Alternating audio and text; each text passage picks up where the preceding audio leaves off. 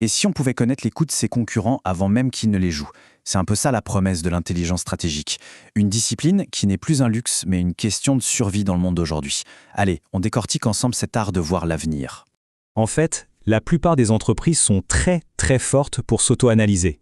Elles adorent regarder leurs chiffres passés, leurs performances. C'est comme conduire en ne fixant que le rétroviseur. C'est utile pour savoir d'où on vient, bien sûr, mais c'est le meilleur moyen de rater l'obstacle qui est juste devant soi. Sauf qu'aujourd'hui, le vrai avantage, ce qui fait toute la différence, c'est de regarder par la fenêtre. C'est d'avoir une vision claire de ce qui se passe à l'extérieur, et même de ce qui se profile à l'horizon. Et c'est justement ça qu'on va apprendre à faire. Avant de se projeter, il faut d'abord comprendre le terrain de jeu. Et soyons clairs, le terrain de jeu actuel, il est, disons, un peu chaotique. C'est ce que les experts appellent le monde VUCA. VUCA, qu'est-ce que ça veut dire? C'est un acronyme pour volatilité, incertitude, complexité et ambiguïté. En gros, tout bouge, tout le temps et de plus en plus vite. Et face à cette instabilité, les méthodes de renseignement qui étaient autrefois réservées aux agences d'espionnage sont devenues un outil essentiel pour la survie des entreprises. Bon, d'accord, le monde est complexe. Mais alors comment on fait pour y voir plus clair dans ce brouillard?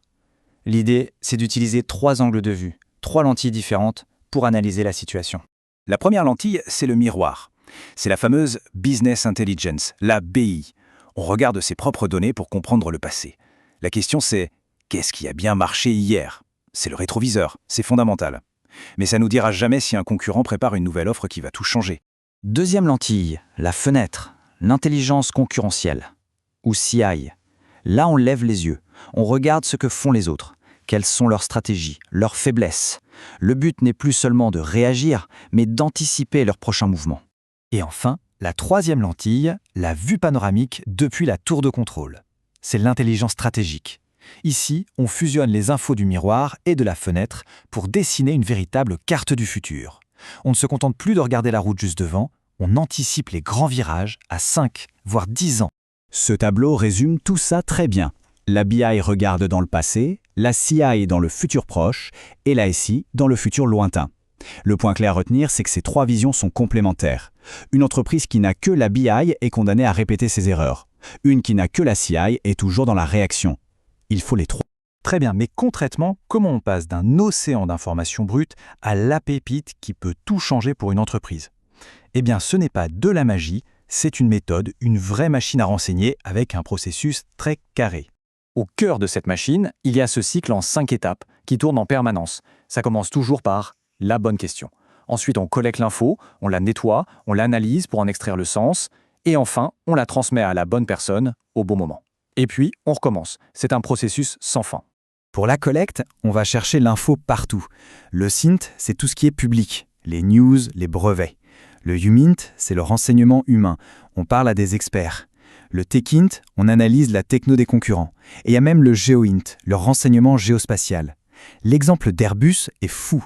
Ils utilisent des satellites pour surveiller les usines de leurs fournisseurs et voir s'ils tournent à plein régime pour anticiper le moindre retard de livraison. Ok, maintenant qu'on a cette information en or, qu'est-ce qu'on en fait? On peut l'utiliser pour faire quelque chose de très puissant, simuler l'avenir et se préparer au coup dur.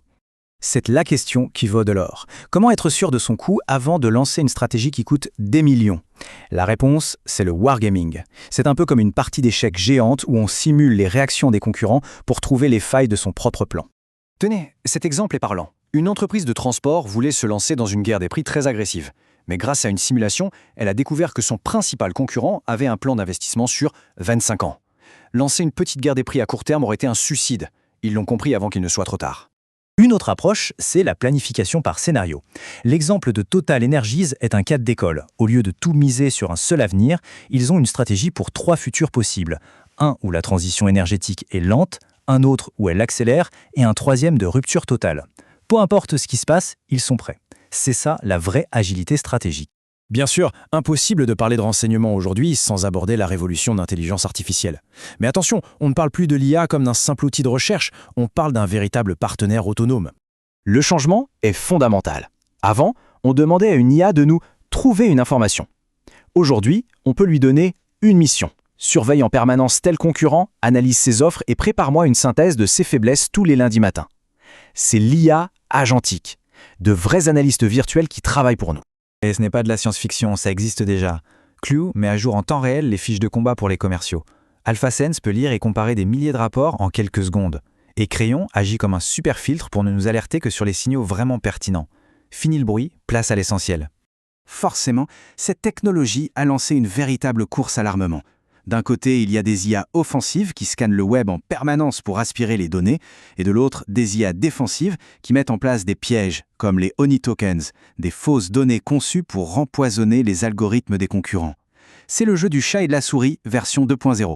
Toute cette puissance soulève évidemment deux questions critiques. La première, où est la limite éthique et légale? Et la seconde, plus terre-à-terre, comment prouver que tout cet investissement est rentable? Sur le plan légal, le cadre se durcit à toute vitesse. Entre la nouvelle loi européenne sur l'IA, les droits d'auteur, le RGPD, l'époque du Far West de la donnée est clairement terminée. Aujourd'hui, collecter une information sans se demander si c'est légal, c'est jouer avec le feu. Alors, comment on prouve que ça vaut le coup? Avec des chiffres, tout simplement. Regardez ce graphique, c'est limpide. On mesure le taux de succès commercial face à un concurrent précis. Avant d'avoir une plateforme d'intelligence, on gagnait un appel d'offres sur 4. Après, on est passé à quasiment 1 sur 2. L'impact est direct, il est mesurable et il justifie l'investissement. Pour conclure, cette phrase résume parfaitement la nouvelle réalité. L'intelligence stratégique, ce n'est plus un rapport PDF qu'on lit une fois par an. C'est le système nerveux central de l'entreprise, celui qui lui permet de sentir le monde, de le comprendre et d'y réagir en temps réel. La seule question qui reste est de savoir si votre organisation a déjà commencé à construire le sien.